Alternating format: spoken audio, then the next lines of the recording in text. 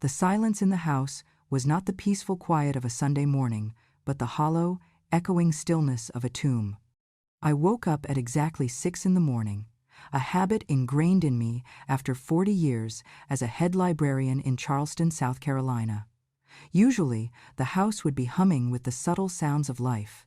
There should have been the hiss of the espresso machine, the heavy footsteps of my son, Caleb, or the high-pitched, complaining voice of his fiancée, Serena, asking where her almond milk was. But today, there was nothing. The air felt thin, stripped of its warmth. I swung my legs out of bed, my feet touching the cold heart pine floors that my late husband, Arthur, had restored with his own hands 3 decades ago. I walked into the hallway, pulling my robe tighter around me, fighting a sudden shiver that had nothing to do with the temperature. When I reached the top of the staircase, I stopped. The large oil painting of the harbor that usually greeted me from the landing wall was gone. A rectangular patch of pale paint, like a ghost, was all that remained where the frame had hung for 20 years. My heart began to hammer against my ribs, a frantic rhythm of panic. I hurried down the stairs, my hand slipping on the banister because my palms were suddenly sweating. I turned the corner into the living room and gasped, a sound that seemed too loud in the empty space. It was gone. All of it.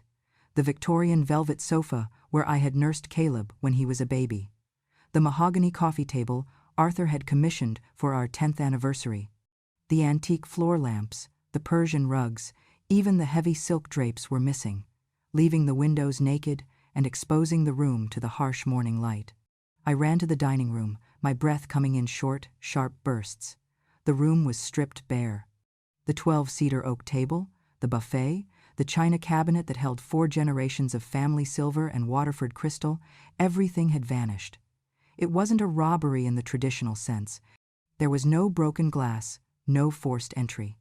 The house had been surgically gutted. I sprinted to the kitchen. The refrigerator was still there, but the copper cookware collection that had hung from the ceiling rack was missing. I opened the pantry. It was empty. Not just the food, but the jars, the spices, the baskets. They had taken everything. My knees gave way, and I slid down the kitchen cabinets until I hit the floor. My phone was in my pocket. My hands trembled so violently I dropped it twice before I could unlock it. I dialed Caleb. He answered on the 5th ring, his voice groggy but underscored with the ambient noise of wind and distant, tropical music. "Hey, Mom, is everything okay? You're calling early." "Caleb." My voice was a croak. I swallowed and tried again. "Caleb, the house. Everything is gone. The furniture, the silver, the paintings. Someone broke in. They took everything." There was a pause on the other end. A long, stretching silence that told me everything I needed to know before he even spoke. Then I heard a giggle in the background. It was Serena. "Mom, relax," Caleb said, his tone shifting from groggy to dismissive. "Nobody broke in. We just liquidate some assets." "Liquidated?" I whispered, the room spinning. "Those aren't assets, Caleb. That is my home. Those are my things. Arthur's things." "Don't be so dramatic, Nora," Serena's voice cut in, closer to the phone now. "We needed the cash. You know how stressed we've been about the wedding and everything. Plus, Caleb and I really needed a mental health break. We're in Bali. It's gorgeous here. You should see the villa." "Bali? You sold my life to go to Bali?" "Mom, stop," Caleb said, sounding annoyed now, like a teenager being asked to clean his room. "You always say we should prioritize experiences over material possessions.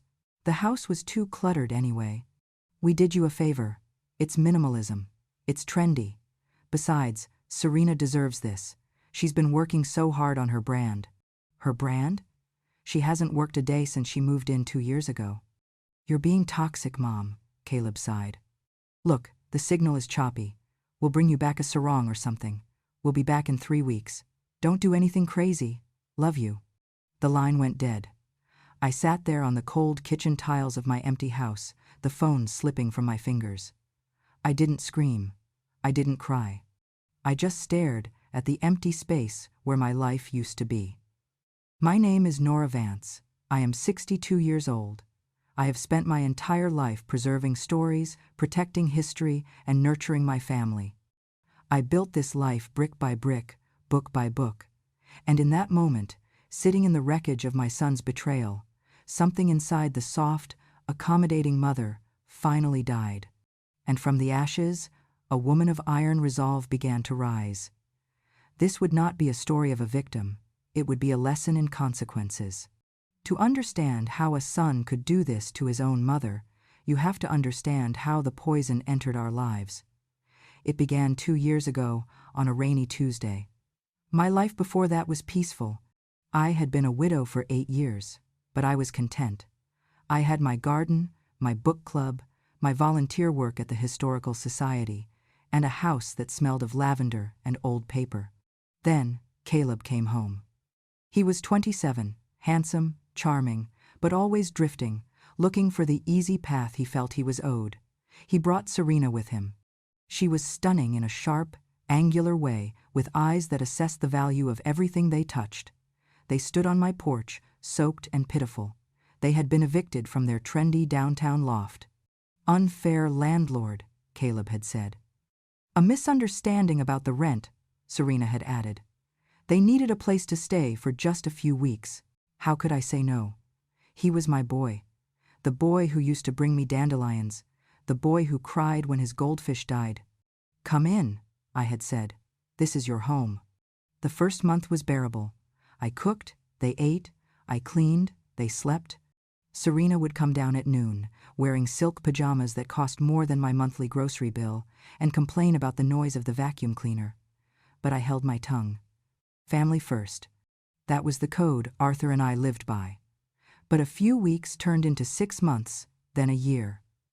Slowly, the atmosphere in the house shifted. It was like living with a gas leak, invisible, but suffocating. Serena began to make small comments.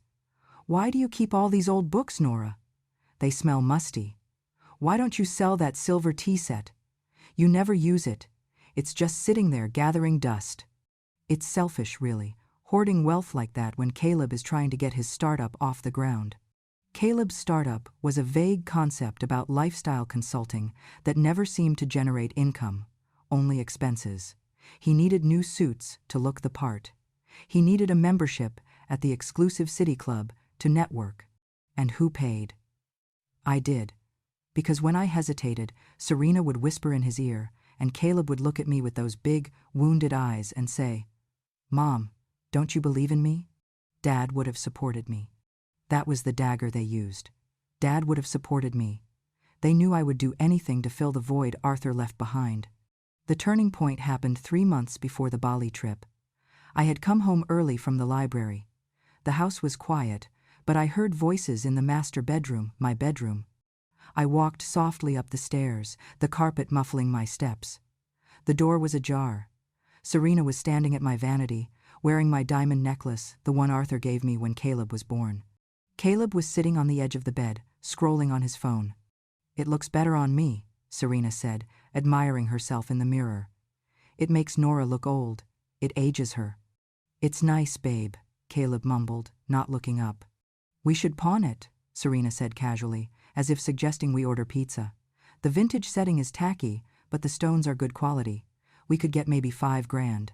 That covers the deposit for the venue." Caleb finally looked up. "We can't pawn her necklace, Serena. She'd notice." "She notices nothing," Serena laughed. A cold, sharp sound. "She's getting senile. Haven't you seen how she forgets where her glasses are? She's losing it.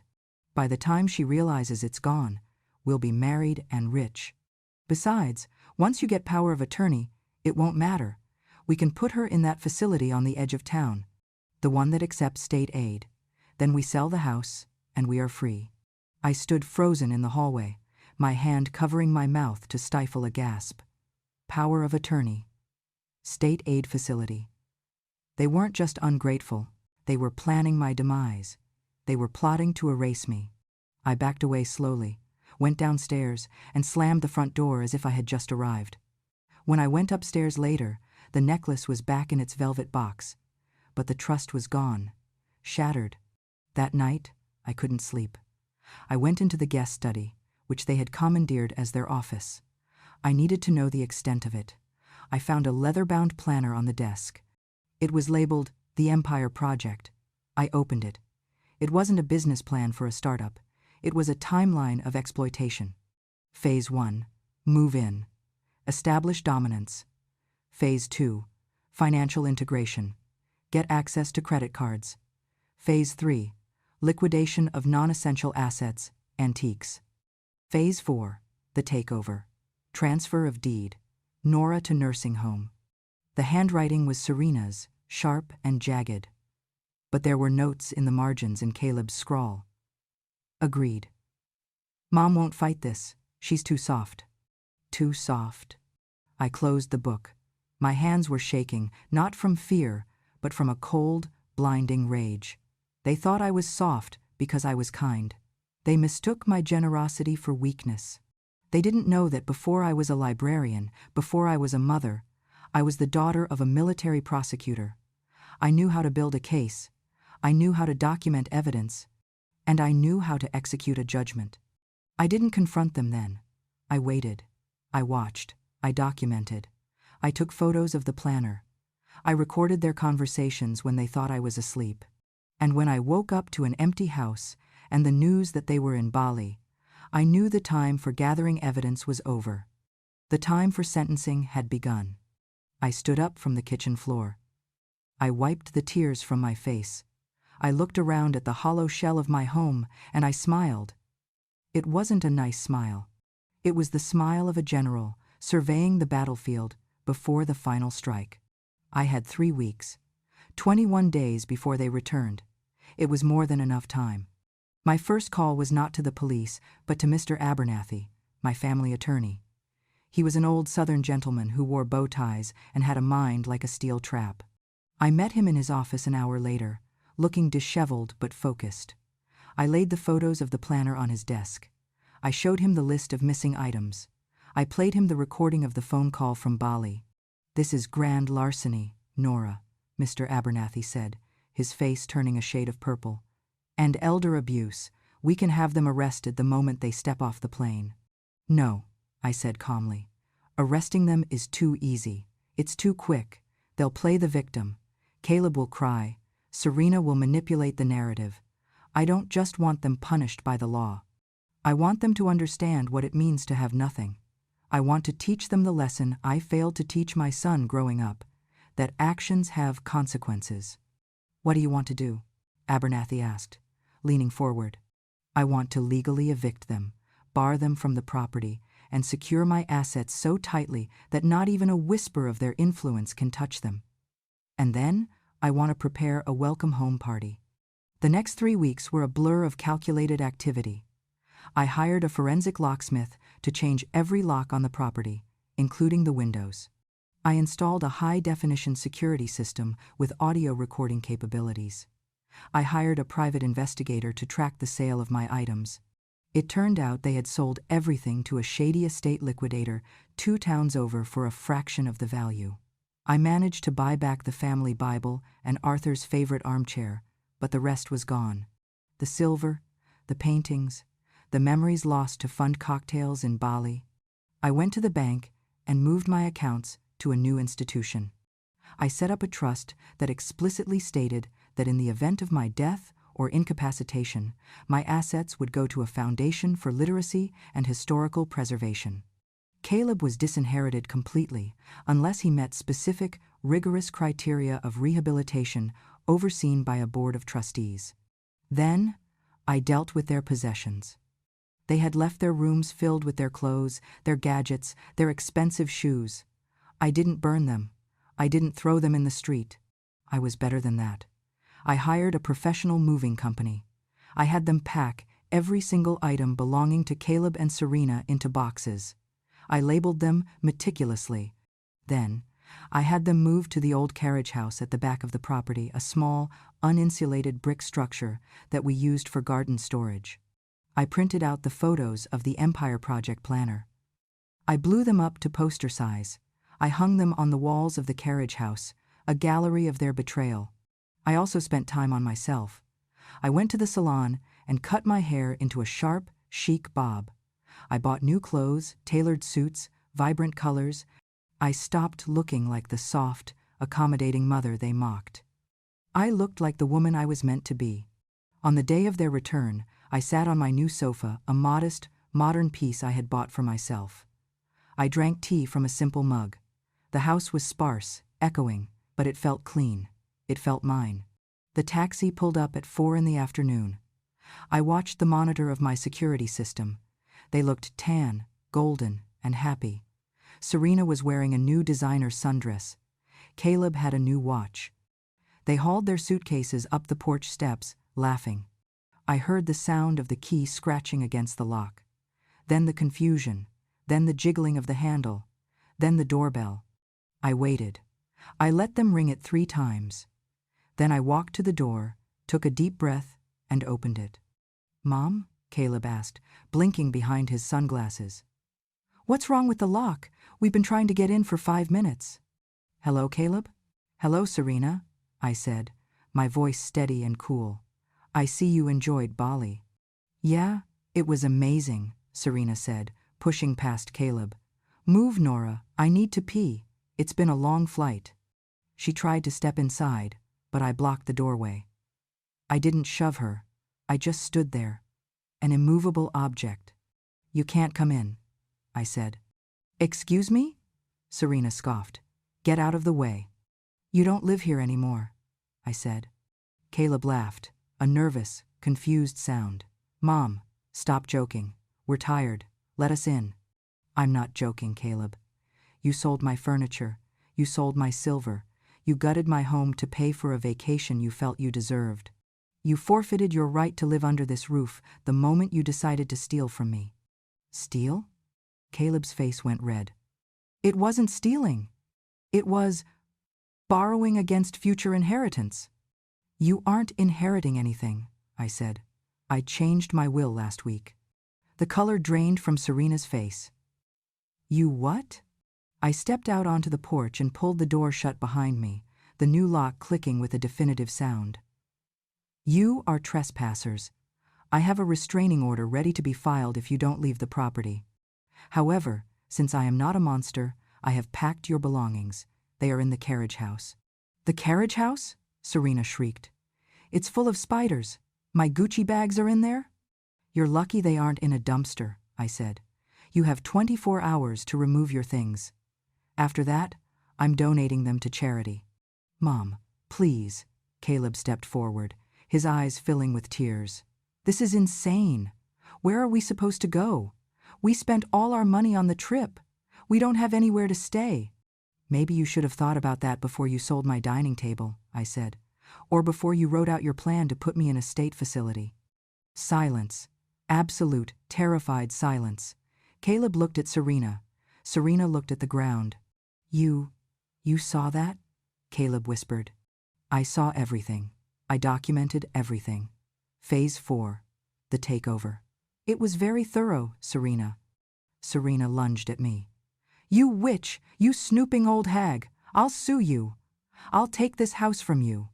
I didn't flinch. I pointed to the small black camera mounted above the door. "You're being recorded, Serena, and I have the best lawyer in Charleston on speed dial.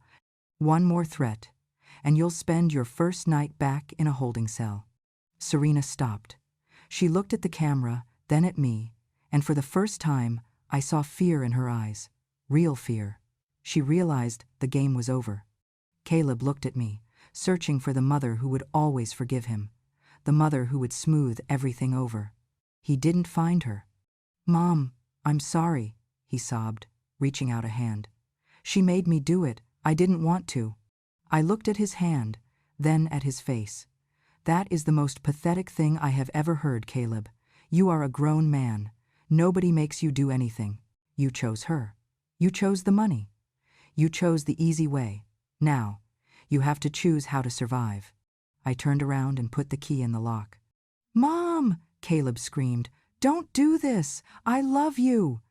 I paused. "I love you too, Caleb. I love you enough to let you grow up." Finally. I went inside and locked the door. I watched on the monitor as they dragged their suitcases down the driveway toward the carriage house. I watched Serena screaming at Caleb, hitting his chest. I watched Caleb sit on the grass and put his head in his hands. It broke my heart. It shattered it into a million pieces. I slid down the door and wept until my throat was raw. But I didn't open the door. That was 5 years ago. The first year was the hardest. The silence was deafening. I missed my son every day. I missed the idea of him. But I filled the void with purpose. I started the Phoenix Initiative, a foundation dedicated to helping older women protect their assets and recover from financial abuse by family members. It turns out, my story wasn't unique. I met hundreds of women who had been erased by their children, their spouses, their relatives. We built a community. We fought back. I heard rumors about them, of course. Charleston is a small town. They lived in a cheap motel for a week until the money ran out. Then they moved into a basement apartment in a rough part of town. Serena left Caleb 2 months later. Without my money to siphon, she saw no value in him. She tried to latch onto a wealthy tourist, but her reputation had spread.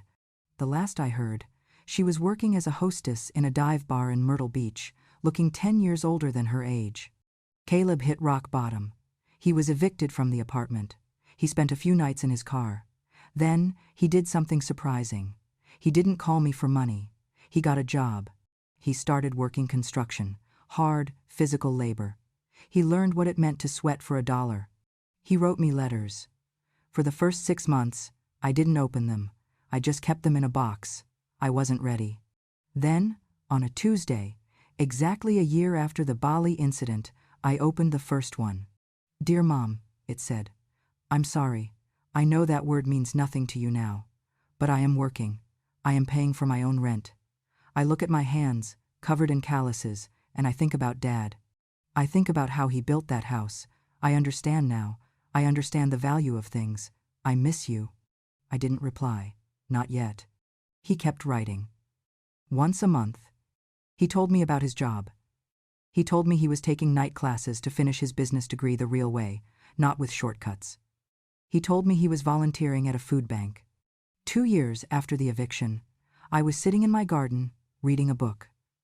The garden was blooming, vibrant with azaleas and hydrangeas.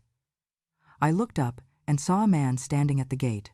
He was thinner, tanned from the sun, his hands rough. He wasn't wearing a designer suit. He was wearing jeans and a t-shirt. "Hello, Mom," Caleb said. I put down my book. "Hello, Caleb. I didn't come to ask for anything," he said quickly. I wanted to see you. You look great. You look strong." "I am strong," I said. He nodded. "I know. I'm proud of you." That struck me. He was proud of me, not for what I could give him, but for who I was. I invited him onto the porch. We didn't hug. Not yet. I brought him a glass of lemonade. We sat in the rocking chairs and talked. He told me about his life. It was a hard life, a modest life, but it was his. He wasn't lying anymore. He wasn't scheming. The gaslighting was gone, replaced by a humble honesty that suited him. We started to rebuild, slowly, carefully, like repairing a piece of broken china with gold lacquer kintsugi. The Japanese call it. The cracks are visible, but they make the object more beautiful, more real. He never asked to move back in. He knew that door was closed. He knew that the only way to be a man was to stand on his own 2 feet. Last week, I celebrated my 67th birthday. Caleb came over. He brought a gift. It wasn't expensive. It was a small, framed watercolor painting of the Charleston Harbor. He had painted it himself. "I'm no artist," he laughed shyly. "But I remembered how much you loved that painting I sold. I wanted to give you something back, even if it's just a shadow of what was lost." I hung it in the hallway, right where the old masterpiece used to be. It wasn't worth thousands of dollars. It was clumsy and imperfect.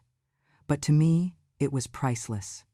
People often ask me if I regret being so harsh, if I regret kicking my own son out onto the street. And I look them in the eye and I say, no. Because love isn't just about giving. It isn't just about saying yes and smoothing over the rough edges. Sometimes, the most profound act of love is to let someone fall. Sometimes, you have to burn the forest down to let the new growth come through. I didn't kick Caleb out because I hated him. I kicked him out because I loved him too much to let him remain a thief and a coward. I saved my dignity that day. But in doing so, I also saved my son. I look around my house now. It's different. The furniture is new. The memories are new. It's quieter, but it's a peaceful quiet. It's the quiet of a life lived on my own terms. And when I look in the mirror, I don't see a victim. I see Nora Vance, the woman who refused to be erased. Have you ever loved someone so much that you had to break their heart to save their soul? It's a terrible, beautiful thing, but looking at the man my son has become, I know I made the right choice. The deepest wounds leave the strongest scars, and we are both stronger now.